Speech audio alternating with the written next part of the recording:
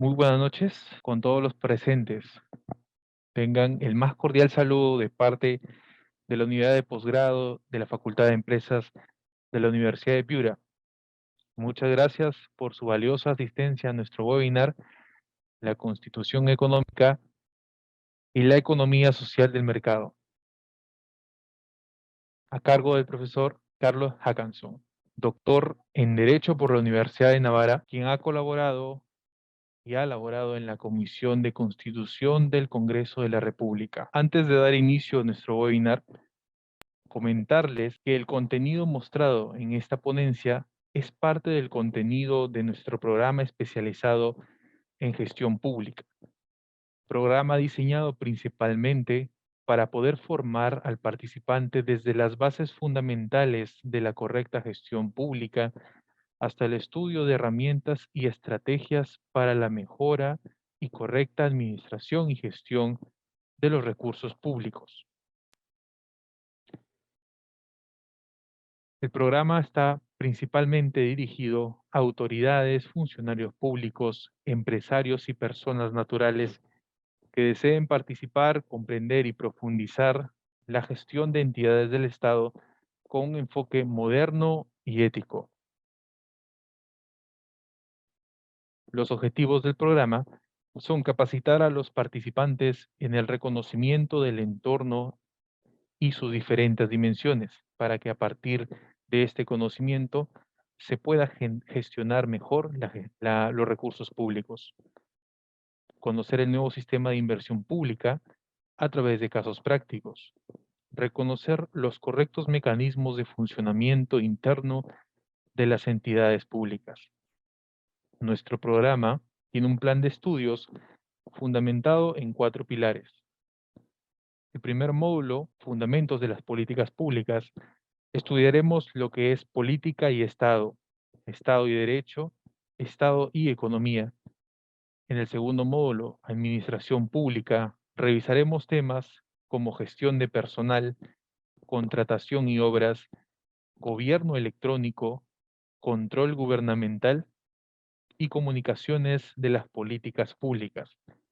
En el tercer módulo, Gestión Pública, revisaremos temas como diseño de políticas públicas, presupuesto e inversión pública, proceso, planeamiento y gestión en el ámbito público, indicadores de gestión, inversión público-privada y un taller de información pública en web.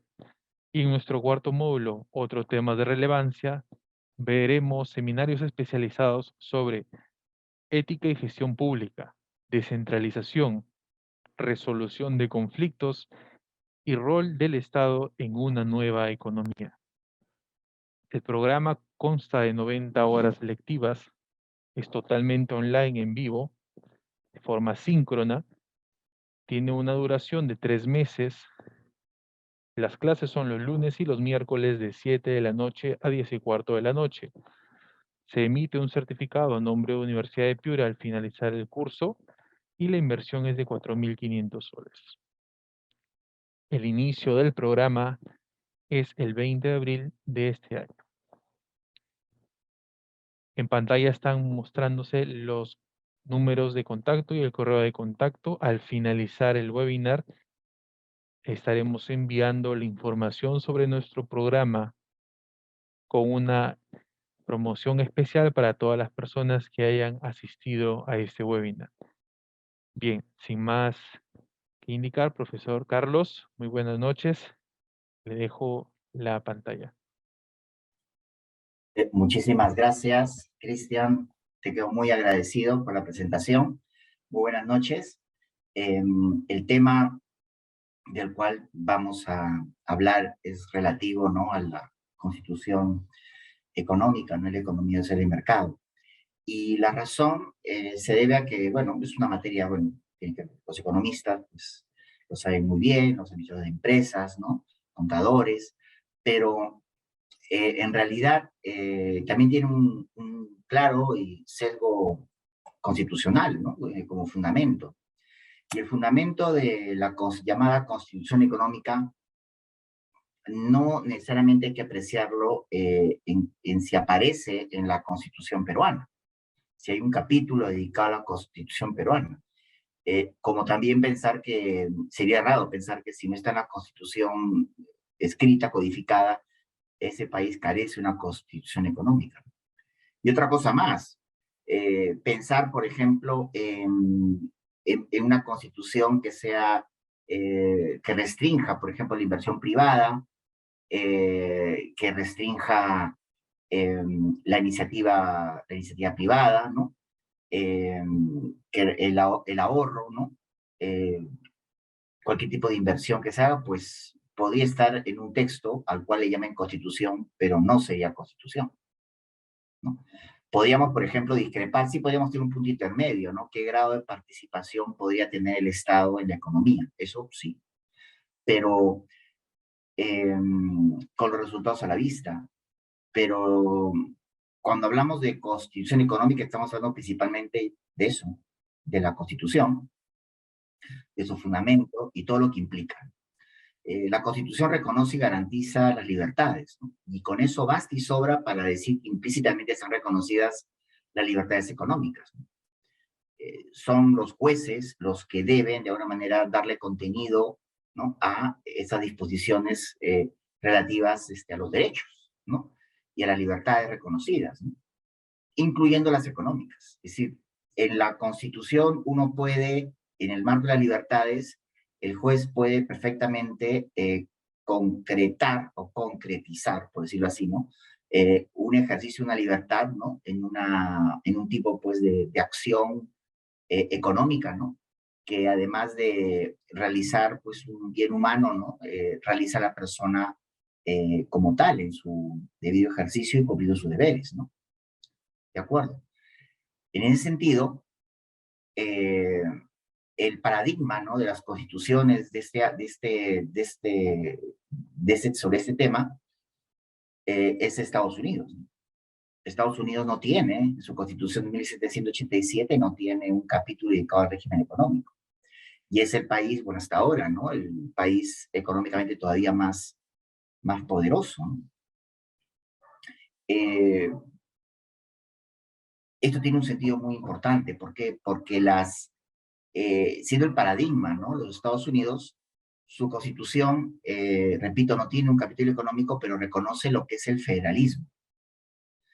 Y el federalismo que impide la concentración y centralización de la riqueza, ¿no? Y a la vez que garantice el ejercicio de las libertades, ¿no? Un poco de historia, tenemos que las colonias, las 13 colonias que fueron británicas, se negaron, ¿no? A una serie de impuestos que los americanos consideraban injustos, ¿no?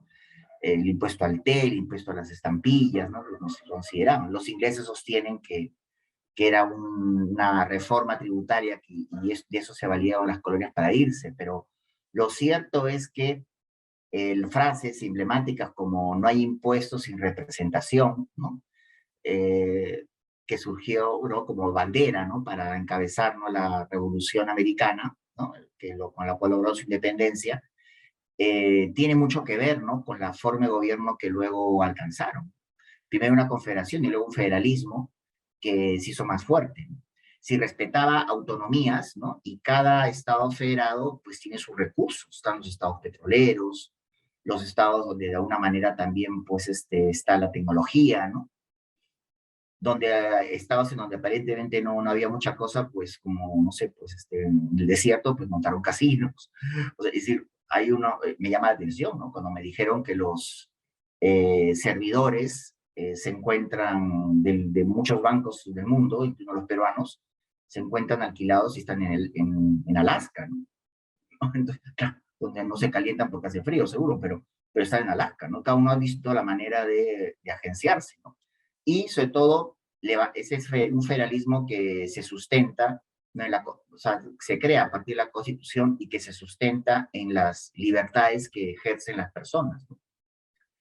Eh, por eso es conveniente comprender, ¿no? Que los derechos humanos son bienes humanos, ¿no? Son cuotas de perfección humana, ¿no? Que a través de los derechos toda persona puede alcanzar, ¿no? En busca de su plena realización, ¿no? su plena realización como persona, ¿no? Estas libertades, ¿no?, que se pueden concretizar, ¿no?, o concretar en la economía, y en el caso americano, por ejemplo, es claro, ¿no?, que han evitado, ¿no?, la concentración y centralización de la riqueza. Por eso los estados americanos, pues uno puede apreciar que son 50, no son 50 países, ¿no? Es decir, que pueden ser independientes, ¿no? Bueno, 50 incluyendo Puerto Rico, ¿no? Un estado federado asociado, pero 49 son países, ¿no?, que podían vivir independientemente, ¿no? Y de todos ellos, por ejemplo, en California, puede ser California, no sé si la sexta potencia del mundo, ¿no?, o la más rica, ¿no?, mejor dicho. Solo California, ¿no? Es, es indicador, ¿no? Y claro, y hay un gobierno central para los temas que importan a todos, comunes, para los temas que importan a todos, ¿no? Pero en ello subyace la libertad, y en eso, por ejemplo, uno puede también apreciar la Constitución americana, para los que son economistas, son ciencias económicas, empresariales, darse cuenta que la Constitución americana también puede apreciarse, ¿no?, como un pacto, ¿no? Un pacto, ¿no?, de libertades, ¿no?, que ha dado lugar, ¿no?, a todo un desarrollo económico, pero que tiene además un requisito fundamental, ¿no?, que voy a decir en un momento, pero todavía lo retengo, ¿no?, y lo voy a compartir unos minutos, ¿no? Un caso distinto es el caso, por ejemplo, español. En España, por ejemplo, la Constitución de 1978, como Constitución moderna, contiene un expreso capítulo económico, pero que hoy le hace un poco caso, a pesar que está en la Constitución, porque España pertenece a la Unión Europea. La Constitución 78 y a inicios de los 80, si no me equivoco, en el 82, España ingresa a en la Unión Europea. Y a partir de ahí, ya con el tiempo, ¿no?, al principio, hoy es clarísimo, ¿no?, lo que podríamos decir, lo que se cumple, los dictados en materia económica, pues hay muchas coincidencias en materia de libertades, pero toda la regulación prácticamente que se aplique es europea. Los jefes de gobierno, los parlamentarismos europeos han convertido prácticamente en personas que un poco administran el Estado, pero realmente son políticamente dependientes de lo que diga la Comisión Europea. O sea, mi visión romántica de la Unión Europea, ¿no?, la sí tenía en mi época de doctorado, pues un poco, no digo que se ha extinguido, pero está siendo revisada, ¿no? Está siendo revisada, ¿no? Porque no se pensaba en un momento cuando se hablaba de Tratado de Maastricht, Tratado de Ámsterdam, de Niza, el proyecto fallido Constitución Europea y hoy el Tratado de Lisboa, que es la Constitución Europea, no se pensaba que se iba a crear un megastado, ¿no? Y eso, por ejemplo, llama la atención, pero bueno, de eso no hemos venido a hablar. España, por ejemplo, no, luego, por ejemplo, eh, hoy en día en la Unión Europea, los presupuestos de cada Estado miembro de la Unión Europea tienen que ser revisados por Bruselas, que está donde está el corazón de la Comisión Europea. Entonces, esto pues llama poderosamente la atención. O sea, esto fue a partir de la crisis con Grecia, ¿no? Grecia no transparentaba sus PBIs y vivía por encima de 2 o 3 PBIs. La crisis griega económica dio lugar a este reajuste que fue el candado que a todos los castigaron, ¿no? Entonces todos tienen de alguna manera que depender, ¿no?, de la aprobación de su presupuesto, de lo que vayan a gastar. No me extraña porque Inglaterra se haya querido ir y se fue con el Brexit, ¿no? En el caso de Chile, por ejemplo, que es el caso, bueno, hasta ahora, ¿no? Bueno, ha entrado Boric al poder, fue los incidentes, pues, del 2020, ¿no? O 2019, perdón, en Chile, que está el estallido, ¿no?, social. Chile tampoco tiene un capítulo económico, ¿no? Pero la Constitución del 80 dejó un régimen económico asentado, ¿no? O sea, el Pinochet dejó un régimen económico, unas bases económicas asentadas, ¿no? Que luego por inercia, ¿no?, a pesar que han gobernado sucesivamente hasta Piñera, ¿no?, la concertación chilena, la concertación de partidos de izquierda, luego Bachelet otra vez y luego Piñera otra vez, ¿no? Ahora Boric, ¿no?, pero ya no hay concertación, ha dado lugar, ¿no?, digamos, a una continuidad, ¿no? Algunos se quejaban durante el gobierno de Frey que se pudo hacer mucho más. No obstante, pues ha tenido un crecimiento sostenido. Ahora están viendo una avisorando, ¿no? Una crisis económica que se les viene, ¿no? Y que ahora lleva las riendas un izquierdista extremo, que dicen que ha pactado con los grandes mercados, pero no me consta necesariamente, ¿no? A partir de su discurso cuando llegó o inauguró su mandato.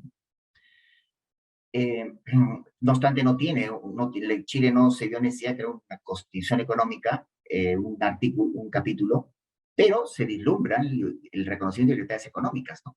Pero tiene algo detrás hasta ahora, no digo, no hablo en pasado, ¿no?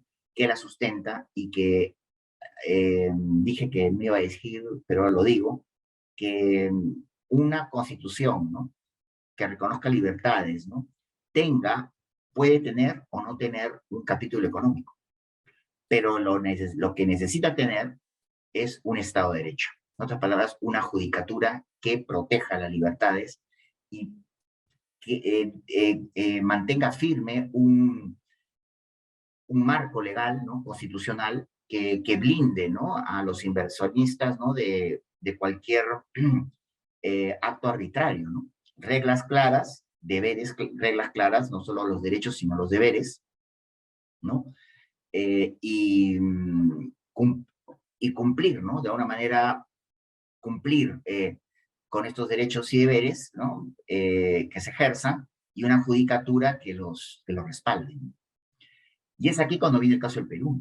El Perú tuvo la primera, formalmente hablando, un capítulo del Código Económico fue la Constitución de 1979, donde se reconocía libertad de empresa, iniciativa. La gran diferencia se encontraba en que el Estado podía intervenir en la economía, ¿no?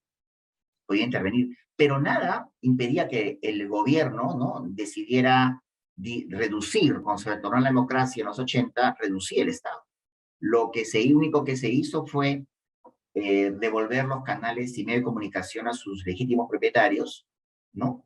Luego de su confiscación o expropiación por régimen militar, pero nada más. Es decir, las empresas eléctricas, nada se concesionó. Y ello dio lugar a una continuidad, una cuasi continuidad de lo que ya existía, de empresas públicas que realmente, incluso líneas aéreas, pero Perú, ¿no? Que estaban en quiebra, ¿no? Y que se mantenían con nuestros impuestos. Y esto creaba todo un círculo vicioso, ¿no? Los impuestos pagaban, pues, no sé, el gasto corriente. No había plata para inversión. Y bueno, la crisis, pues, económica que ya heredó, ¿no? El gobierno de los 80, ¿no?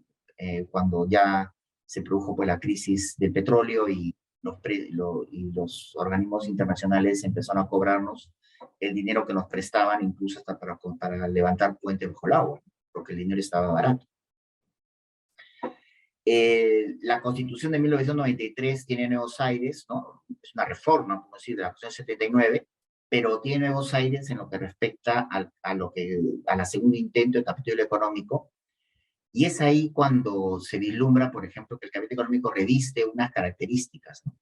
Porque la Constitución económica bajo la Constitución 79 decía lo que ya el Estado hacía, decía lo que ya ocurría, incluso con los militares. Había empresas privadas que operaban y siguen operando las más grandes como mercantilistas, ¿no?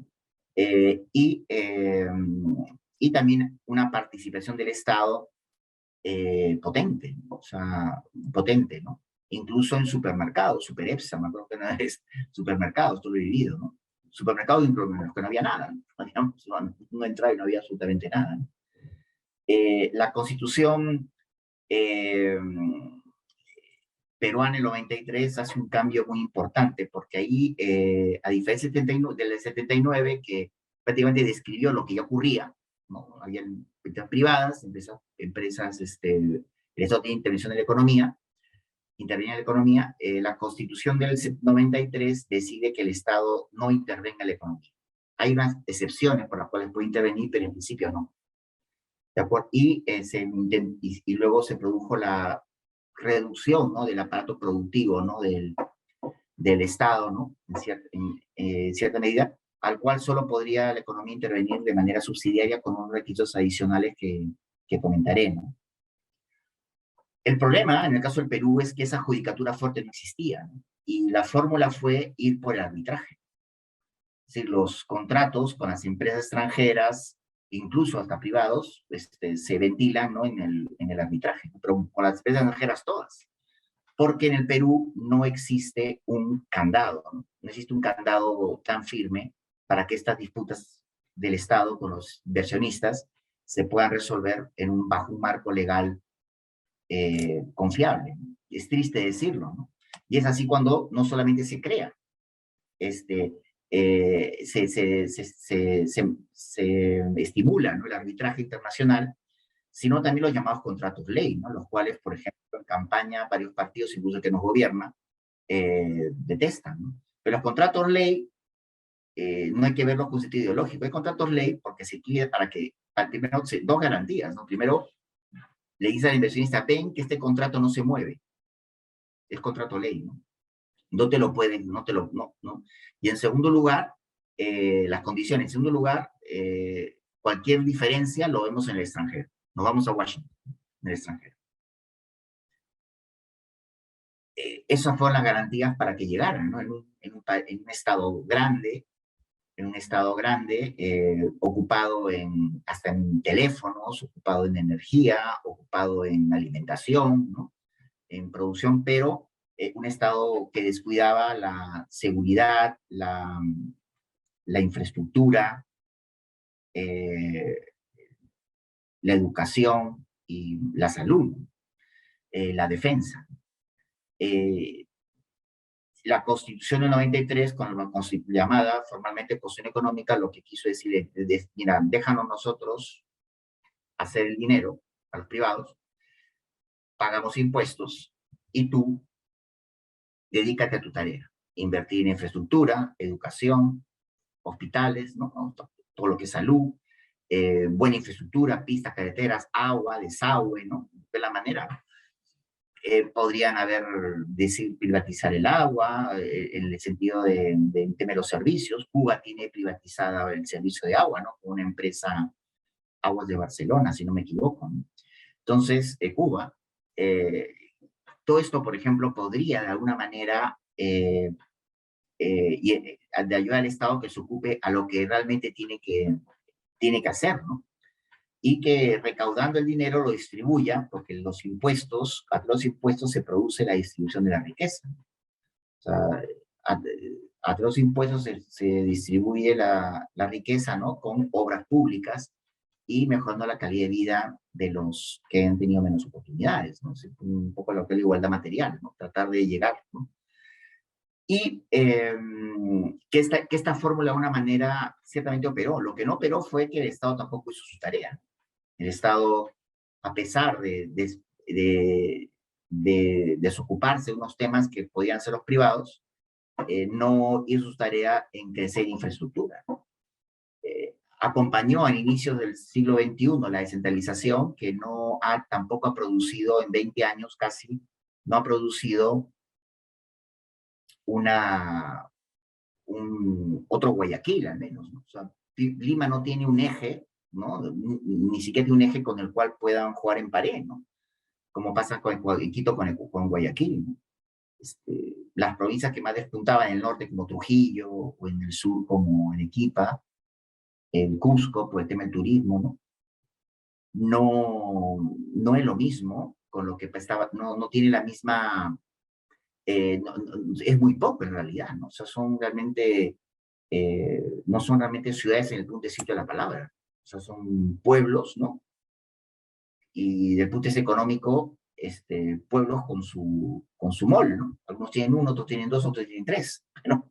Pero del frente del mall no hay pista, ¿no?, muchas veces. Eso es lo que uno puede observar, ¿no?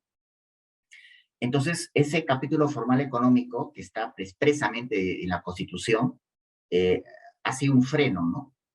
Ha sido un freno, ¿no? Y ha tenido, por ejemplo, garantías. El contrato ley, el arbitraje, ¿no? Y el estar en la Constitución le permitía que, como la Constitución es de difícil reforma, es muy rígida para ser reformada, y un procedimiento especial, es la mejor garantía para no patear el tablero y cambiar las reglas del juego, ¿no? Entonces, así es como hemos vivido ya casi 30 años, ¿no?, bajo la Constitución del 93, que tenemos 29. Se sigue salvando, ¿no?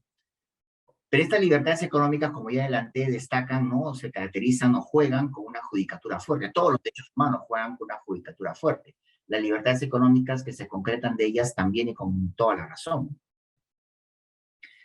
Y además se hacen predictivas, ¿no? Con un marco legal amparado en un Estado de Derecho. De ahí es lo que Oppenheimer en su libro, ¿no? Cuentos chinos, menciona, ¿no? Como los países captacapitales y espantacapitales. Ya no habla de partidos de derecha e izquierda, sino de captacapitales y espantacapitales. Como en su momento un político peruano, Fernando Boluarte, hablaba de los partidos de adelante y de atrás. No hablaba de derecha e izquierda, sino de adelante y de atrás, ¿no? Los capitales consideraban que estaban países que eran auspiciosos, ¿no? Que daban garantías para la inversión y con reglas fijas de recaudación y el deber del Estado de que haya infraestructura, de mejorar los servicios, ¿no? Y con esa distribución mejorar la salud. El Estado peruano se declaró como un Estado social, declaró una economía social de mercado. Pero los ribetes del Estado social en el Perú son muy precarios. El Estado social del Perú, en la realidad, y perdón por decirlo, a las 8 en punto de la noche, el Estado social es un Estado meramente asistencialista, ¿no? No llegamos a ser un Estado social. Y lo digo de una vez. El Estado social, si somos un Estado social, pues hablo en primera persona, mi hijo tendría que estudiar en un colegio público, porque el colegio público tendría los mejores profesores pagados por el Estado con nuestros impuestos, como pasa en Europa, que profesores de colegios son profesores que han estudiado doctorado, y tendría las mejores aulas, los mejores equipos, tendría el equipo primero con un colegio privado, porque tiene los recursos para tenerlo. Le darían, como pasa en Europa, le dan, por ejemplo, una computadora a los chicos para que trabajen, ¿no? Y la salud, pues sigue la salud pública, como pasa en Alemania, en España, que tiene una salud pública en la cual no tengo que pagar privado. Claro, el privado que quiere que su hijo estudie 4 idiomas, bueno, que pague un colegio privado que le cueste bastante. Y el que quiere, por ejemplo, atenderse en Houston todos los años, que se vaya a Houston, ¿no? Lo que pague. Pero eso no quita en el centro que todos estemos integrados en la salud y en la educación pública. De alguna manera estamos integrados, porque podríamos ir, quienes somos privados formales, podríamos ir, a pesar de tener seguro privado, y podríamos ir para algunas cosas a la seguridad pública.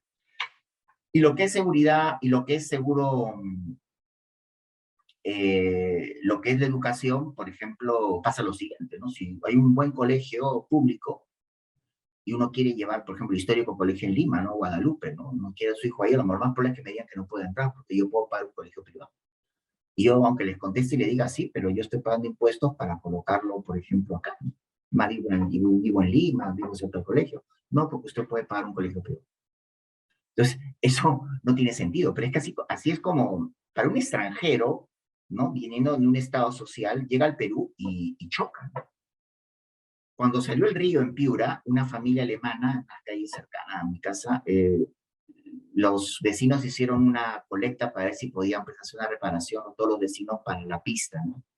Y estos alemanes se negaron, porque dijeron que habían pagado impuestos y están los arbitrios, ¿no? Entonces, con lo cual esto no, están por los impuestos a la municipalidad, ¿no? Entonces, predial, y veo que no, los arbitrios y ya lo habían pagado. Claro, que la lógica de una persona que conoce, ya creció en estado social, esto es inverosímil, ¿no? ¿Por qué? Porque pagamos doble. El mejor aumento de sueldo que podemos tener es si dejamos de pagar salud y educación, porque ya lo pagamos con nuestros impuestos. No obstante, nuestros impuestos a la renta nos descuentan salud y educación, ¿no? Y encima tenemos otro agravante, que la formalidad, por ejemplo, informalidad es muy alta, ahora ya más del 70% después de la pandemia, como han dicho. Y los servicios públicos no pueden, eso es difícil de atención, y la informalidad hace que mucha gente no tribute. Tributar con proporcionalidad, ¿no? Obviamente, tributar con proporcionalidad, y que sean menos de un 30% los peruanos que están tributando al erario público, ¿no? Cuando hablamos de países con libertades económicas que destacan por una judicatura fuerte, ¿no? O sea, una judicatura fuerte, pues, en lo legal, en el Estado de Derecho, ¿no? Predictiva, ¿no? También nos referimos en el punto de vista político por parte del Congreso, una política que no, donde no se judicializan las denominadas political questions, ¿no? O sea, no se judicializan, que es lo que también nosotros estamos viviendo, ¿no? Con todo el tema relativo a el escándalo de Odebrecht, se judicializan las political questions y sí deberían, por ejemplo, se judicializan muchas cosas, ¿no? Y esto debería verse el Poder Judicial y el Ministerio Público, pero se han politizado, ¿no? Es la politización de la justicia y la judicialización de la política, ¿no? Entonces, todo esto ha ocurrido. Judicialización de la política para sancionar a los enemigos y politización de la justicia, ¿no? Para ocuparse los políticos de temas que deben resolver los jueces y fiscales sin intervención. Eso también no ayuda a un clima, pues, plenamente de inversiones, ¿no? Y sin contar el populismo, ¿no? Descendiendo un poco, siendo más concreto, por ejemplo, cuando hablamos de libertades, ¿no? Y derechos en la Constitución peruana, cómo se concreta la libertad económica, lo podemos ver tranquilamente. En la Constitución peruana se reconoce la libertad individual. Pues la libertad individual en materia económica se concreta con la libre iniciativa empresarial. La libre iniciativa empresarial. Y esto, por ejemplo, la iniciativa privada, ¿no? Que es el artículo 58. La iniciativa privada es libre, el artículo 58 de la Constitución. Se ejerce una economía social de mercado, y esto es muy importante. Es muy importante, ¿no? Porque de alguna manera el Estado, aunque el Estado no interviene, el Estado supervisa de fuera y tiene de alguna manera, por un principio de igualdad material, tiene que tratar que ese bienestar que puede generar, que genera la inversión privada, generando empleo, generando oportunidades, mejorando la calidad de vida, tiene que ver la manera de que llegue para todos, ¿no? Y si, por ejemplo, ve que los privados no llegan a determinadas zonas del país porque no hay pistas, no hay carreteras, o no hay agua, no hay luz, o les es muy oneroso, por eso el Estado tiene que hacerlo, antes incluso de que surja esa necesidad, darle valor, ¿no? Y lograr que luego los servicios lleguen, ¿no? Lograr que los servicios lleguen, ¿no? O sea, cuando hablamos de pueblos de desarrollo, ¿no? O sea, donde, por ejemplo, aparece una universidad, aparece un conjunto de servicios alrededor, por decirlo así, ¿no? Y así, digamos, en muchas cosas, ¿no? Los colegios que tiene que hacer, todo esto da lugar genera, ¿no? Y luego llevar el agua, llevar la luz, ¿no? Esa es la economía social de mercado, busca realizar la igualdad material, ¿no? Y busca disminuir en la medida de lo posible las evidentes desigualdades que existen entre las personas. Desigualdades que sería utópico pensar que vamos a llegar a los planteamientos del comunismo que sostiene que se puede, que todos iguales. En realidad, somos iguales en dignidad. Y por esa dignidad tenemos que lograr mejorar la condición de vida de todos.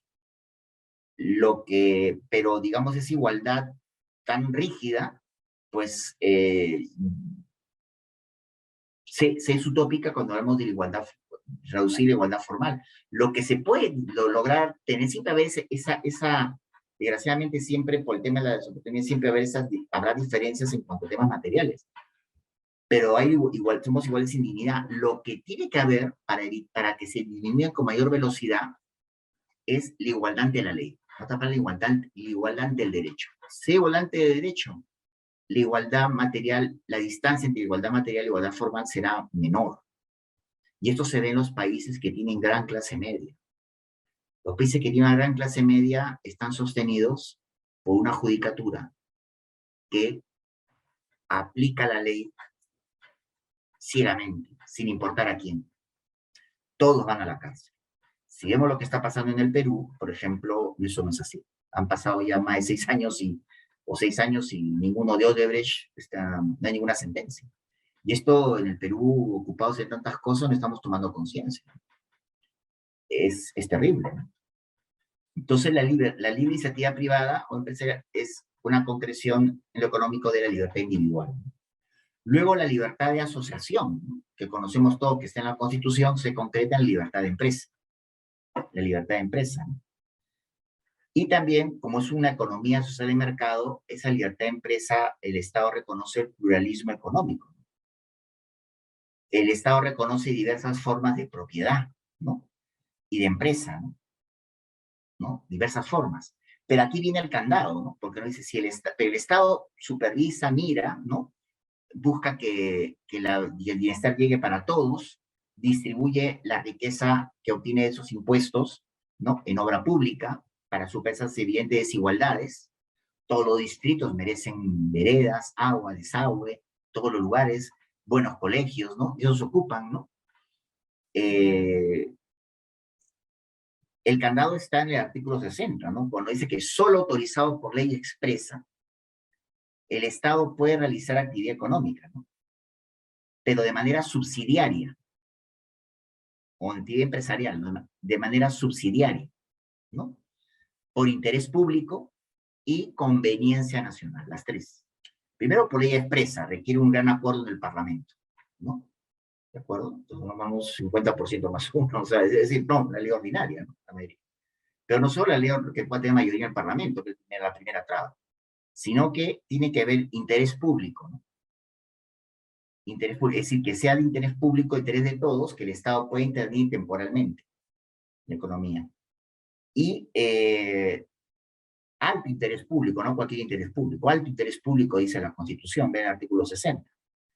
Y conveniencia o manifiesta conveniencia nacional, cuando nota que hay una clara necesidad.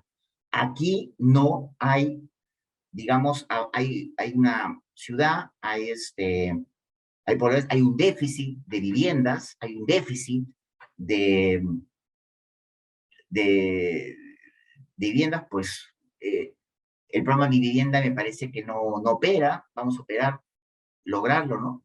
Pero como pasa en Europa, pues lo que hacen los estados es decir, vamos a crear un conjunto de viviendas de protección estatal. Lo que en su momento se hizo en los 80 con las torres de Limatambo, Torres en Borja o Vicús, quienes viven en Piura, ¿no? Y es que vamos a hacer un conjunto habitacional pues, de protección estatal, en donde el Estado, por ser Estado, no va a lucrar, va a recuperar lo invertido, va a otorgar un crédito para que la gente, determinadas personas que no tengan una propiedad, ¿no? Que gane hasta determinado sueldo que sea bajo, pueda acceder a una propiedad, ¿no es cierto? Y darle a ser los propietarios, ¿no? Y el Estado les cobra y luego recupera, ¿no? El Estado recupera. Y cuando cree y con todos los sentidos, en Europa, por ejemplo, tienen un sentido incluso hasta lo ecológico, ¿no? Sentido urbanístico, ¿no? Sentido urbanístico, cómo quieren que sea, cómo responde de acuerdo a las casas, las ambientes al clima, a la tradición pues, colonial, ¿no? Lo que sea, que no se pierda, ¿no? Por ejemplo, lo de la Ciudad Blanca, de alguna manera en Arequipa algo se ha perdido, ¿no? Porque eso que distinguía a la ciudad a una zona ya se ha perdido. Pues eso lo puede promover el Estado en grande, ¿no? Y con un sentido arquitectónico y hasta turístico. Y luego que lo hace, dejar zonas para que los colegios privados lleguen, el cuerpo público estará obviamente, pero o que lleguen las empresas, los retailers, ¿no? Que lleguen en Saga Falabella, todas estas cosas, que llegan a las tiendas, los privados, con lugares para que puedan tener tiendas. Y eso, por ejemplo, va generando polos de desarrollo, ¿no? Y el Estado luego se retira. Estado servido. Se la pone fácil al inversionista, porque bueno, pues ya hay una vivienda, necesidades, hay agua, desagüe, caminos, veredas, pistas. Por ejemplo, esta zona de esta propiedad alberga, por ejemplo, todas las personas que trabajan en las minas, ¿no? Entonces, la mina hasta acá, ha llegado, paga bien, de ese pago doy un crédito blando, hago las casas, y luego me cobro del sueldo que tienen, porque tienen un ingreso fijo de la mina, y creo aquí se le pide a la mina que haga las casas. Entonces, esa es, digamos, un poco la idea, ¿no? Pero la subsidiariedad tiene que estar condicionada a el alto interés público y manifiesta conveniencia nacional. No, y esto del alto interés público y manifiesta conveniencia nacional evita el populismo de una ley expresa, ¿no? Sino que tiene que tener esos tres requisitos, que es lo que sustentan la subsidiariedad. La subsidiariedad. La subsidiariedad, un poco, que sustentan un poco ciertas de manera subsidiaria. Si es que el privado no lo puede hacer, pues lo hará el Estado, ¿no? Pero el Estado, una vez que lo haga el Estado se va y el privado ingresa, ¿no? Entonces, de eso se trata, ¿no? Y se puede tratar de políticas públicas, que es un poco el tema de la gestión, ¿no? Que van a ver en el curso, ¿no? Eh, Luego tenemos la libertad de reunión. ¿En qué se concreta? La libertad de reunión reconocida en la Constitución se concreta, ¿saben en qué? En el mercado. Porque el mercado es el punto de encuentro de la oferta y la demanda, de la libertad de reunión, un punto de encuentro de la oferta y la demanda, ¿no? El mercado. Esta subsidiariedad, luego la subsidiariedad, como ya dije, pues no es rígida, ¿no? Se interpreta a la luz de una economía social de mercado. Entonces, repito, si el Estado nota que el desarrollo se ha estancado en una zona y que los beneficios del desarrollo no alcanzan a toda la población, el Estado tiene que velar porque se logre. Si el privado dice, bueno, pues necesito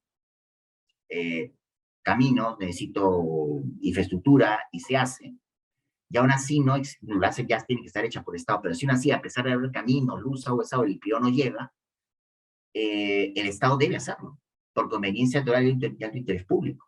Y luego el Estado se retira y deja espacio, zonas para que, urbanísticamente preparadas, diseñadas para que lleguen los privados a invertir, ¿no? Entonces, eso, por ejemplo, da lugar, ¿no? Es el mercado, la libertad de empresa, la iniciativa empresarial que, de alguna manera, se empiezan a ejercitar, ¿no? Se empiezan a ejercitar, ¿no? Y luego el sentido turístico, y luego lo que tenemos en el Perú es que cada uno ha hecho su hogar como ha podido, y luego nos quejamos de que no se ve bonito, o nos quejamos que la gente no tarrajea, no ha podido tarrajear su casa. La gente en Heroica ha hecho su casa como ha podido. Hay una cosa interesante también que hay que ver, porque hay que comparar, ¿no? En Chile, de Santiago a Valparaíso, hay unas zonas pobres en el camino, pero yo veía, por ejemplo, que eran casas pobres de madera, pero con una dignidad que llamaba, por escultural, que llamaba mucho la atención. Una dignidad que llamaba mucho la atención. O sea, es decir, de madera, pero tenían, por ejemplo, unos puestecitos, ¿no? Con unas rejitas de madera hechas por ellos, con unas plantitas, limpio, ¿no? A lo mejor el piso de arena, pero limpio, ¿no? Y eso se puede apreciar en algunos lugares, también en el interior de los pueblos jóvenes, en Piura mismo, donde yo resido, ¿no? Ahora se puede observar, pero no es, digamos, lo común, ¿no? Entonces, la idea de que la pobreza no está asociada al mal gusto ni tampoco a la sociedad, pero hay un tema cultural allí, ¿no? Lo digo como, ¿no? Un paréntesis, ¿no? Interés público, conveniencia nacional, ley expresa, ¿no? Eh, todo esto da lugar, por ejemplo, también a políticas también que no estamos en contra, ¿no? De las políticas públicas sobre, por ejemplo, sobre temas de la salud y sobre temas de la educación, ¿no? Tenerlo en cuenta que, tener en cuenta lo siguiente, ¿no? Todo lo, sobre el tema de la salud, ¿no? Fíjense lo que es la economía social de mercado para encender y dar por terminar estas ideas, ¿no?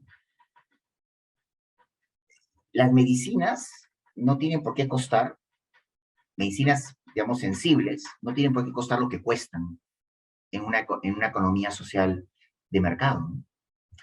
Porque, por ejemplo, medicinas contra la diabetes, el cáncer, psoriasis, Alzheimer, ¿no? Son carísimas.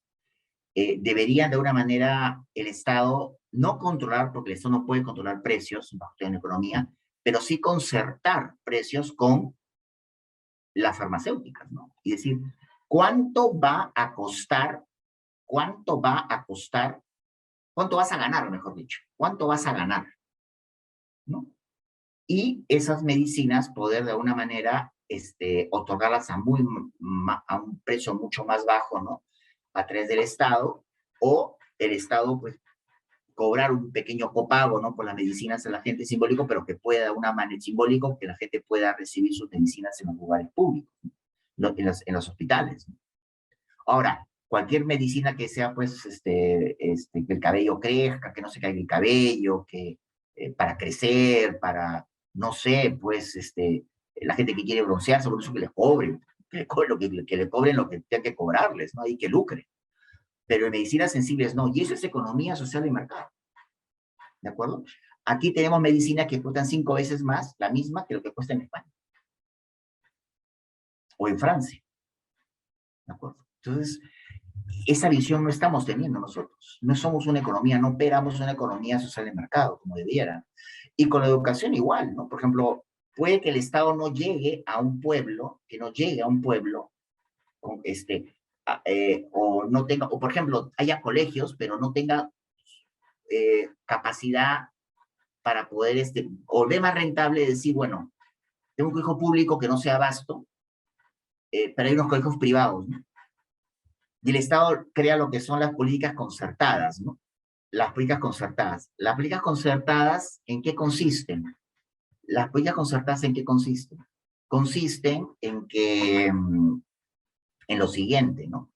En que el Estado le dice a la empresa educativa privada, yo te pago 50 matrículas, ¿no? ¿No? Y tienes fijo 50 matrículas, ¿no? Y aquí estudian los chicos. O un poco se ha hecho con la beca 18, ¿no? Pero en el sentido, y con ese dinero fijo, yo sí, pero a condición de que mejores tu colegio, ¿no? Y mejora. Pero es una política es una educación es una política de educación concertada. Eso ayudaría mucho también, ¿no? Luego ya cuando el colegio, pues, de una manera puede que hacer colegio público, o ve conveniente mejor colegio público que el Estado no se trata de que compita con el privado, pero sí puede de una manera el excedente de los privados llevarlo a los colegios privados que estén de manera concertada, ¿no? Esto es en cuanto a salud y educación, que es el marco de una economía social de mercado también. Esto se puede, y lleva prosperidad, lleva progreso, ¿no? La distribución de la riqueza a través de los impuestos se hace haciendo obra pública, ¿no? ¿Qué es lo que el Estado ha tenido durante 20 años, en casi 30 años en las arcas? Que ha ido acumulando, ¿no? Cambió la lógica, ¿no? Esta ecuación económica, no, el mercantilismo ha sido igual, la sociedad mercantilista de las empresas de antaño sigue siendo mercantilista. Eso no ha cambiado mucho. Lo que ha cambiado es que esta constitución llamada formalmente constitución económica ha generado la clase media, al emprendedor, pero el Estado no ha hecho su tarea en gran medida de formalizarlos. Muy pocos son los que se han formalizado. Llámese, por ejemplo, la familia Ñaños. Muy pocos son los que se han formalizado. Digo la familia Ñaños que vinieron pues de Ayacucho y a lo mejor fueron formales desde el primer día, ¿no? Pero de alguna manera han crecido. Pero hay mucha gente que muy pocos se han formalizado, ¿no? Pero esa es la tarea del Estado, ¿no? Que sean visibles a la economía, ¿no? Visibles a los órganos recaudadores, ¿no? ¿no? Para poder distribuir la riqueza, ¿no? Y que se vea, ¿no? Por eso en los países más desarrollados, la pregunta clave de un político es, ¿qué vas a hacer con mis impuestos? Y el mejor examen a un político que ha sido alcalde o gobernador es decirle, ¿qué has hecho con mis impuestos? ¿En qué los he visto? ¿De acuerdo? Durante el tiempo en donde los he visto. De eso se trata. Estas son las ideas que quiero transmitir y de alguna manera agradecerles su participación y estoy atento a las preguntas que quieran formularme, ¿no? Bien, profesor Carlos, vamos a iniciar con la pregunta, la ronda de preguntas y respuestas. Ya tenemos algunas preguntas dentro de nuestro recuadro de dudas Muy bien, y vamos a iniciar. a la orden. Perfecto. Nos consultan, doctor, buenas noches. Se dice que la Constitución de 1993 fue dada por un gobierno que disolvió un Congreso y, por lo tanto, no es constitucional. ¿Qué opina al respecto? Efectivamente, fue un golpe de Estado el 5 de abril, fue un domingo a las 10 de la noche, yo eso lo viví, y un golpe que luego fue respaldado por las Fuerzas Armadas, ¿no? Y inmediatamente el siguiente punto fue que el viaje, la explicación que entonces el presidente hizo en las Bahamas a la OEA, donde explicó el retorno a la democracia a través de una nueva constitución. Los partidos políticos que ya tenían participación en el Congreso disuelto, salvo uno, que fue Acción Popular, se volvieron a presentar bajo las condiciones que sería un Congreso constituyente que sería compuesto por 80 personas, ¿no? Esto disgustó, por ejemplo, al Partido Acción Popular y no se presentó porque no quería estar condicionado. Y, en ese parlamento, en esa asamblea constituyente, o llamado Congreso Constituyente, el gobierno tuvo mayoría, ¿no? Y redactaron la Constitución actual, que en la práctica era una revisión de la Constitución anterior. Si ustedes comparan, hay, salvo, por ejemplo, hay una cosa muy concreta que es el tema del capítulo económico, ¿no? Pero luego, tras la caída, pues, del régimen, ¿no? Lo que es la segunda parte, ¿no? O sea, la segunda parte, ¿no? Que incluso hubo una reelección en el 96, porque esa constitución nació con una reelección inmediata. En el año 2001, ¿no? Tras el retorno, ¿no? De los magistrados del Tribunal Constitucional que arbitrariamente fueron,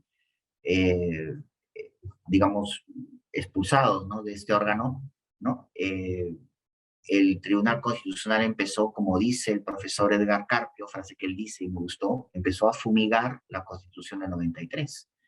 En primer lugar, antes de ello, con el retorno a la democracia, la reelección inmediata fue restringida a una reelección inmediata. Tenía que pasar un periodo constitucional, replicado en el artículo de la Constitución del 79, donde no había elección inmediata. Y luego las sentencias del Tribunal Constitucional fueron de alguna manera, como dice el profesor Edgar Carpio, fumigando, ¿no? La Constitución 93. En el plano laboral, buscó un equilibrio que es muy cuestionado, pero si la Constitución peruana eh, reconoce la adecuada protección ante el despido arbitrario, el Tribunal Constitucional interpretó, esto a secas se puede entender como que no había estabilidad laboral y esto hacía más flexible la empleabilidad, se puede comprender para quienes están en la sala y son empresarios.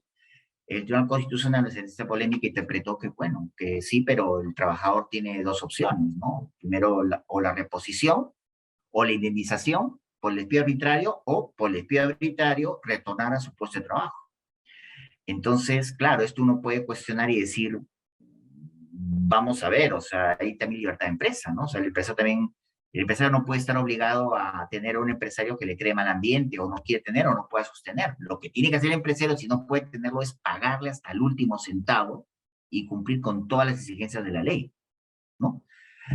Pero, bueno, esas normas todavía sí, esa disposición todavía sigue en derecho laboral, y eso no es lo que quisieron los constituyentes. Tampoco se quiso en un momento, por ejemplo, terminar de centralizar al país, y bueno, aunque se hizo más, en mi opinión, ¿no? Ya después, durante el gobierno de Toledo, y hubo una breve mención de la Constitución que lograron convencer, fue de alguna manera se logró implementar, ¿no? La descentralización. Luego, la Constitución no era clara respecto a los tratados internacionales, como lo decía la Constitución anterior, ¿no? Que decía que los tratados internacionales en materia de derechos humanos tienen rango constitucional. En vías de interpretación se logró eso con la Constitución del 93. Los profesores lo hicimos, pero el tribunal lo recogió y ya está establecido que sí, ¿no? Porque el catálogo de derechos no se agota en la Constitución y porque las disposiciones finales y transitorias de la Constitución dicen que el catálogo de derechos y libertades se interpreta a la luz de los tratados internacionales sobre derechos humanos, ¿no? Entonces sí tienen rango constitucional, ¿no? Y así hay una serie de disposiciones, por ejemplo, que han, como bien dice, por tercera vez fumigado la Constitución peruana, ¿no? Y a eso hay que agregar algo más, ¿no? Que es la numerosa jurisprudencia que en la historia no hay registro en el Perú, la numerosa jurisprudencia que ha producido la Constitución, el Tribunal Constitucional en el Perú, donde no hay artículos que no han sido tratados por el tribunal de manera directa o indirecta. Eso es algo, digamos, significativo, porque no hay una constitución con mayor desarrollo constitucional que esta. Y además ha albergado ya el quinto, creo, gobierno democrático consecutivo. Entonces, y extremo, ¿no? Por la situación que estamos viviendo ahora. Entonces, yo creo que finalmente no ha tenido una legitimidad de origen, te doy la razón, pero sí, aunque mis colegas no lo crean, por temas ideológicos, que respeto, sí adquirió una legitimidad de ejercicio, ¿no? ¿De acuerdo? Eso es lo que puedo decir. Además, hay una sentencia del Tribunal Constitucional que también lo dice. Entonces, la sentencia que presentó Alberto Bollado Díaz contra la Constitución y que el tribunal, digamos, declaró infundada. Eh, eh, es la respuesta que puedo hacer. No sé si hay más preguntas. Espero haber satisfecho, ¿no? la, la inquietud. Claro, Muchas profesor. gracias. Muchísimas gracias. Otra pregunta, profesor. Desde su punto de vista, ¿qué le falta al Estado para poder mejorar lo que está bajo su poder? Ejemplo, mejores vías para mejor comercio, mejores hospitales, mejor educación. ¿Cambiando la Constitución se logrará algo en estos temas? Bueno, el tema está realmente, bueno, puede quizá llegar a un lugar común. El tema está grandemente en un problema endémico que tiene el Estado, ¿no? En forma ya de metástasis, que es la corrupción, ¿no? La corrupción la corrupción que uno podía, que existía, ¿no? A nivel de, por ejemplo, las pequeñas coimas que se dan incluso a funcionarios o representantes de las fuerzas policiales o lo que sea, no voy a generalizar, y que ya vemos que han llegado hasta el presidente de la República, ¿no? Creo que han llegado mucho antes, con excepciones que siempre habrá, ¿no? Ha llegado mucho antes de lo que uno cree, antes que Odebrecht de todas maneras. Habrán excepciones. Lo que sí puedo decir es que, por ejemplo, si las obras de infraestructura, ¿no? El Estado le encomendó a Odebrecht, que siempre ganaba las licitaciones, y con él y con Odebrecht al club llamado Club de la Construcción, si hubiesen terminado, si hubiesen hecho adecuadamente, ¿no? Y estarían expeditas, yo creo que no habría ningún problema. El problema fue que hubo corrupción. Es más, no se han ni terminado. Y cuando se han terminado, las que se han terminado cobran unos peajes carísimos, ¿no? Altísimos, ¿no? Que han hecho estos túneles que han hecho en Lima para llegar más rápido al aeropuerto, el peaje es carísimo. Entonces, no hay economía social y mercado ahí. No tiene ningún sentido. O cuando se pensaba hacer el aeropuerto de Chinchero, con plata del Estado y luego concesionarlo. Pero ¿cómo? No es la empresa la que lo hace y luego vive, por ejemplo, digamos, del servicio, ¿no? Que está prestando como aeropuerto. No sé, con ese impuesto, ¿no? Que ya está incluido en el pasaje, ¿no? Antes no estaba incluido, entonces no entiendo, ¿no? Entonces yo lo hago, pero a mis amigos le doy, y eran empresas que ni siquiera tenían, que eran insolventes, ¿no? Entonces, hay todo un tema de corrupción allí, ¿no? Este es un problema que frena mucho al Estado. Y luego están iniciativas políticas improductivas, que es para ganarse la ideológica, que es para tirarse el pata en lo que sea y no sirva, ¿no? Por ejemplo, cuestiona mucho la carretera interoceánica, que dicen que cada 45 minutos pasa un carro ahí, pero bueno, denle valor, ¿no? Ahora con todo el tema del mar para Bolivia, que ha sido, pues, ya todos conocemos, potenciar Bolivia Mar y que Bolivia pueda, una vez ¿por qué no lo han hecho, no? Que pueda tener una posibilidad de sacarnos sus productos por allí, y que pueda, por Bolivia Mar, y que pueda de una manera tener acceso, ¿no? Y que la empresa privada boliviana ponga ahí una cadena de hoteles que desarrolle el sur, que desarrolle más el sur, ¿no? Una cadena de hoteles de verano, ¿no? En que los bolivianos puedan, pues, ir a veranear si quieren ahí, ¿no? Los veranos no pasa nada, pero no lo han hecho. Entonces, no entiendo, ¿no? Si es un problema de alta tributación, pues bueno, habrá que negociar, habrá que llegar a puntos intermedios, ¿no? Sin ser ni un milímetro de soberanía, por supuesto, ¿no? Eso falta, ¿no? Darle valor a esa carretera, darle valor a esa carretera, ¿no? O, por ejemplo, y cosas peores, porque, por ejemplo, la refinería de Talara, que es un país que no exporta petróleo, que esperemos que sirva para, por ejemplo, refinar el petróleo de Ecuador, el excedente, ojalá, pero que lleva ya muchos años, lleva prácticamente ya la mitad del gobierno de Humala, más todo el gobierno de Kuczynski y PPK, y lo que va es del resto. Vamos a ver, el canal de Suez, no sé cuántos años ya son, pero el canal de Suez demoró 20 años con la tecnología y la ingeniería de aquella época. No puede ser que se muere tanto, es una cosa rarísima y, en fin, ya pueden imaginarse calificativos que tengo sobre eso. Entonces, todo esto, por ejemplo, no obstante, por ejemplo, y luego, estamos en pandemia, donde hemos tenido sacándole partido a la situación dramática que hemos vivido, el Estado tenía las condiciones para invertir así como, por ejemplo, hubo problemas, pues apoyar la economía para que no decrezca, dice que decrecimos, pero si hubiese el Estado inyectado dinero en inversión pública, como remodelar todos los colegios en 2 años públicos, otro sería el cantar, porque la construcción mueve mucho la economía, mueve muchísimo la economía, ¿no? Incluso las personas que incluso le venden el almuerzo a los obreros. O sea, todo se mueve en todo sentido, ¿no? Transporte, todo. Y eso, esa condición, esa situación tan terrible que hemos pasado, produjo una condición que va a ser irrepetible, que es que la gente está en sus casas, pero el Estado ha podido de alguna manera fomentar obra pública, ¿no? Y con las leyes adecuadas para tener los brazos, pero claro, la corrupción complica las cosas, ¿no? Entonces son oportunidades que se han perdido, ¿no? Hoy, por ejemplo, ¿no? Un tuit del doctor Fernando Altuve, muy, muy claro, ¿no? Dijo, el Perú puede invitar a profesores ucranianos, ¿no? De ciencias a que hablen de Ministerio de Ciencias, pero sin científicos, ¿no? En el Perú. Invita a los profesores ucranianos para que vengan y reclútalos con sus familias, darles un buen sueldo, que vivan, que estén lejos de la guerra, que hagan su vida y transmitirnos este conocimiento y ciencia. Así fue que hizo Estados Unidos, ¿no? Einstein fue un refugiado en los Estados Unidos, ¿no? Y para los abogados, Kelsen también lo fue. Entonces, de eso se trata, ¿no? De eso se trata, ¿no? O sea, así importaron la tecnología. La tecnología es aplicación de conocimientos científicos para obtener beneficios, ¿no? Pero siempre será la persona la que tenía trasladándola, pues. China tenía limitaciones, por ejemplo, para tener tecnología, pues, pero contrataba profesores norteamericanos mayores jubilados para que vayan a China, pagados con buen sueldo y transmitieran la tecnología.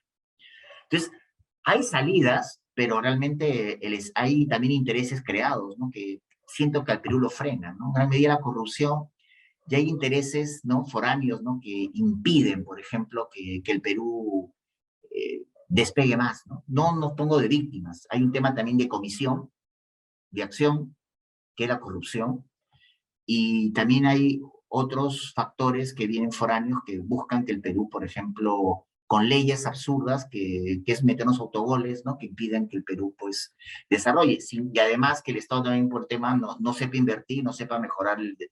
En 20 años un país desarrolla, y en 20 años cualquier región ha podido ser otra. O sea, en 20 años cualquier región ha podido cambiar radicalmente, convertirse en grandes ciudades, ¿no?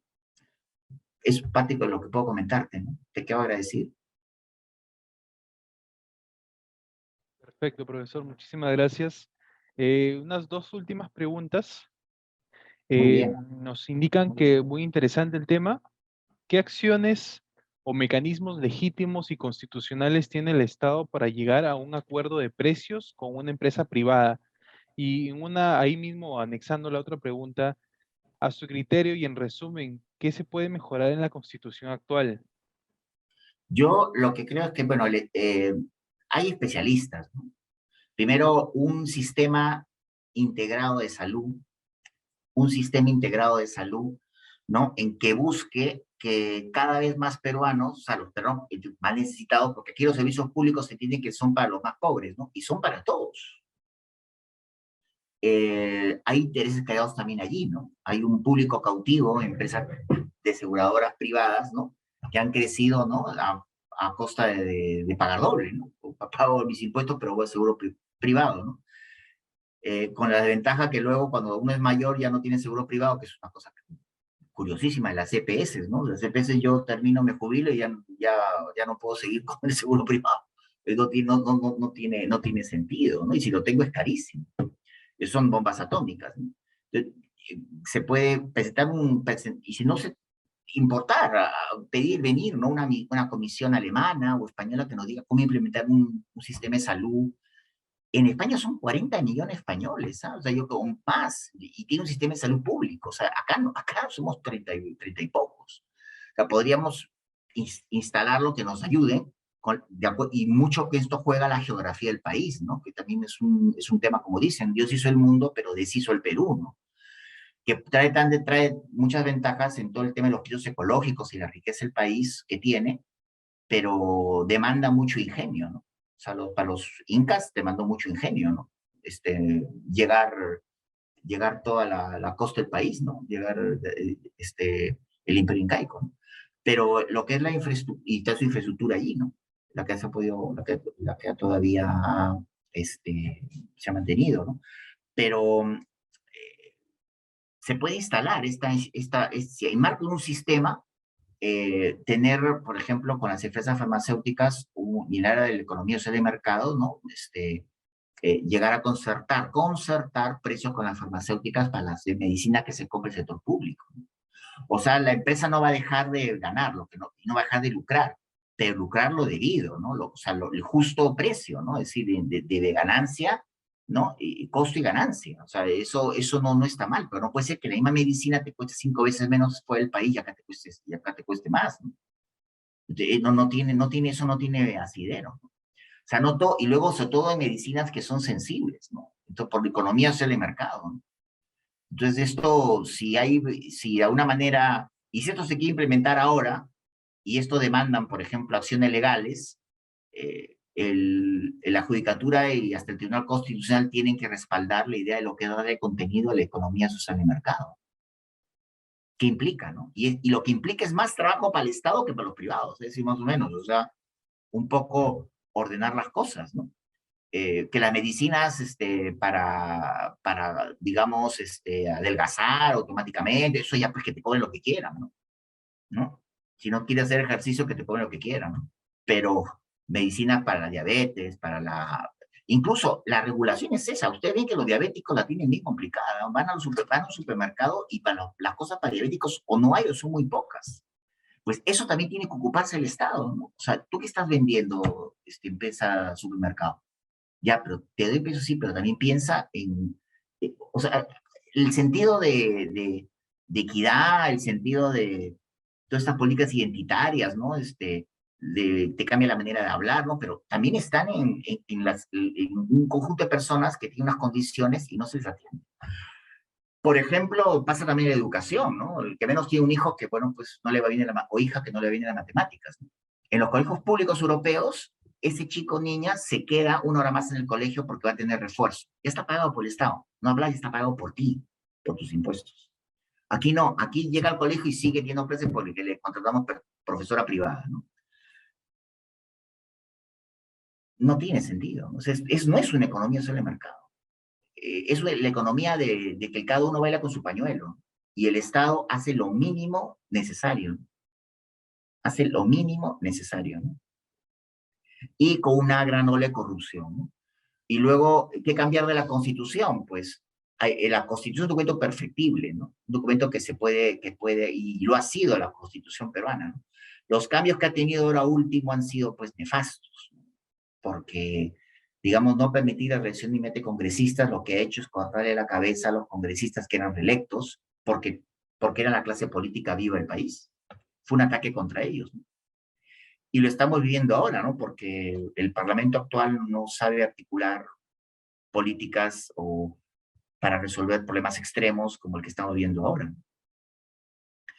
Eh, Creo que, por ejemplo, si la Constitución formalmente tiene algunos errores, ahí está el Tribunal Constitucional para darle contenido. Más que reformar la Constitución, que se puede hacer, se puede seguir haciendo en temas concretos, lo importante es cuando los jueces le dan contenido adecuado a lo que es la economía social del mercado, ¿no? Y a través de esas sentencias se exhorta al Estado a actuar. ¿Qué pasa con la educación? ¿Qué pasa con la salud? No termina con hacer colegios, termina en que, bueno, no llegas a todo Perú, pues ahí no hay colegio privado, política de educación concertada, con colegios privados, donde pagues las matrículas, eh, hospitales, por ejemplo, también puede hacerlo con hospitales privados, pues pueden ser concertados, ¿no? En que, bueno, pues yo te pago tantos pacientes, ¿no? Tantos pacientes que vayan del sector público, yo te los pago, ¿no? Eh, Eso es, por ejemplo, políticas concertadas que se pueden generar, ¿no? Una dupla privado-público, ¿no? Eso, por ejemplo, que el Estado no compite con el privado, sino que el Estado, de una manera, le asegura al privado una masa crítica, ¿no? De personas, de pacientes, ¿no? Que el Estado va a cubrir, mira, no te puedo cubrir el cambio de rodilla en público porque está saturado, pero te lo voy a pagar en el privado, con el que ya he concertado el precio que me va a costar. O sea, yo no entiendo. ¿Por qué no se puede concertar? No me da... Si tienes fecha, pues en el 2024 para que me de rodilla. Oye, pero 2 años. No, no, te lo haces en el privado, en donde incluso traje el mismo médico, donde yo lo voy a pagar y el precio lo he concertado. Eso no es competir, ¿no? Entonces hay que aprovechar las fuerzas, ¿no? ¿De acuerdo? Es lo que podría comentar, ¿no?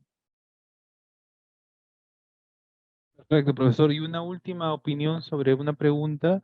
Indican, cambiando la Constitución, el perfil de los candidatos para gobierno central, regional y locales, ¿se podrá mejorar el desarrollo del país? No, por ejemplo, vamos a ver, o sea, la Constitución americana tiene más de 200 años y por ahí ha pasado desde un Lincoln, Washington, un Lincoln, un Carter, un Reagan, hasta un Trump, ¿no? Y ahora Biden. Entonces, la Constitución lo que te va a dar es un marco, ¿no? De principios y reglas para reconocer derechos y libertades y las normas, ¿no? Que inspiran, ¿no? Y principios que inspiran un buen gobierno civil, ¿no? En democracia, con separación de poderes, y una judicatura que los defienda, ¿no? Que los defienda, ¿no? Los grandes, digamos, los grandes, por decirlo así, albaceas, por decirlo así, ¿no? De la Constitución son los jueces, ¿no? Entonces tienen que darle cumplimiento, ¿no? A esa Constitución que sería como un testamento, ¿no? Que nos han dejado los peruanos que la han redactado, ¿no? Para funcionar como país y cualquier tipo de reforma que hay que hacer, el Parlamento pues tiene que hacerla adecuadamente, ¿no? Y si se les ha pasado la mano, los jueces tienen que moderarla, ¿no? Pero que la Constitución como una ley, ¿no? Crea que va a ser mejores personas, eso es un absurdo que nos han metido a la cabeza los positivistas, ¿no? Entonces, a pesar de una ley sea mal hecha, digamos, los jueces pueden encaminarla, ¿no? Los jueces pueden encaminarla y luego hay un tema también de fondo, ¿no? De todo esto, ¿no? La crisis de la familia, por ejemplo, también ha generado ha afectado mucho, ¿no? El tema conductual, veo muchas cosas en todos los ámbitos, ha también existido, ¿no? Fíjese, la crisis económica europea, por ejemplo, no la actual, sino la crisis económica europea en los 80 fue superada, por ejemplo, en España por la familia, porque quienes perdieron su casa volvieron a las casas de sus padres o construyeron en los techos de los segundos pisos o del terceros pisos, los techos hicieron del segundo piso, hicieron sus casas. Hoy en día, no. Hoy en día, con la crisis de 2009, no tenían a dónde ir, porque las familias se habían destruido y había una serie de cosas que han pasado. Pero aunque, por ejemplo, estemos atravesando en familias que por razones, ¿no? Que nadie va a juzgar, han tenido, por ejemplo, que tras una separación, la crisis de la familia es también terrible cuando, por ejemplo, el Estado hace de educador, ¿no? Y inculca temas que los hijos realmente no son, o sea, prescinde los padres en la educación de los hijos y eso no puede ocurrir. Entonces hay cosas que, incluso y no me estoy refiriendo a lo que hablan del género, todo esto, no, no, me estoy refiriendo a que, por ejemplo, en materia de historia, ¿no? O sea, se dan cuenta sus hijos, hasta secundaria siguen hablando del imperio incaico. Y si les preguntas qué es la Revolución Francesa, a lo mejor no saben. Le dejo como tarea, ¿no? Se lo dejo como tarea, pregúntenle. Entonces, incluso te pueden preguntar, ¿esta señora que está en el nuevo billete de 10 soles, quién es? Porque a los chicos ya saben lo que es un billete de 10 soles y lo que pueden comprar, pero no saben la persona que está ahí. Es de Chabuca Grande. ¿Quién es esa señora? Es una reina. Bueno, es una gran compositora, ¿no? Una gran compositora, pero hay que decirle, entonces ya, es que así estamos, ¿no? Es que así estamos, ¿no? Entonces, eso es lo que tenemos que decir. Está diciendo, tú que enseñas a los que son de enseñanza, que también llegan a los privados, no puede ser. Y segundo lugar, y vas a un sector público, sino privado. O sea, la erosión cultural, por no caer en un lugar común, la erosión cultural viene ya mucho atrás, ¿no? Viene muchos años atrás, no es con el género, viene muchos años atrás. Primero, estamos en un mundo en que tiene que ser más integrado, pero nos inculcan la guerra con Chile todos los años. Entonces, claro que tener presente la historia del país, de no volver a cometer estos errores, ¿no? Meternos en problemas que nosotros no teníamos por qué meternos, ¿no? Con el tema de la guerra del Pacífico. Pero pero de ahí, por ejemplo, lo que se hace exitoso ha sido, por ejemplo, la política con el Ecuador, porque nos educaban contra Chile y contra Ecuador, y la política contra Ecuador ha sido exitosa, ¿no? Por ejemplo, el plan binacional que le he vivido, por ejemplo, esto se ha logrado muy bien, se ha logrado muy bien. Y Ecuador, por ejemplo, nos ayudó muchísimo con todo el diferendo marítimo con Chile, ¿no? Porque siendo Ecuador un país aliado de ellos, Ecuador dijo, no, sí, sí, estos acuerdos que firmó de pesca eran acuerdos pesqueros, no eran tratados de límites, que eran lo similar a lo que se pasó con Chile. Eso ayudó muchísimo, y se mojó Ecuador con nosotros. Y fue el gobierno de Correa todavía. Entonces, es lo que yo puedo decir, las leyes no van a transformar a las personas. En ninguna parte lo hacen, ¿no? Pero en gran medida la crisis de la familia, aparejada de una idea de que uno pague el colegio y ya que el club se encargue, no prescinde a los padres de la educación con los hijos, que son los ciudadanos de mañana. Si hay una repregunta sobre eso, si no quedan satisfechos, cualquier pregunta me lo dicen, por favor, o si no me reprueban. Pues, no pasa nada, ¿qué voy a hacer? ¿Qué voy a hacer? Les quedo agradecido. Perfecto, profesor. Eso sería todo. Agradecemos su participación, estimado doctor Carlos Hackanson, por haber realizado esta exposición sobre la economía social del mercado. Muy agradecidos. Esperamos que Les los quedo muy participantes agradecido. hayan podido sacar un buen conocimiento sobre este tema. A ustedes las gracias por invitarme. Espero haber podido transmitir las ideas. Siempre en videoconferencia es un pelín más complicado porque no está pues la inmediatez de escucharme, pero no de poder verlos. Pero yo les quedo muy agradecido por su atención a esta hora y bueno, ahora sí vayan a atender a sus familias, que son ya casi las 9 de la noche. Muchísimas gracias.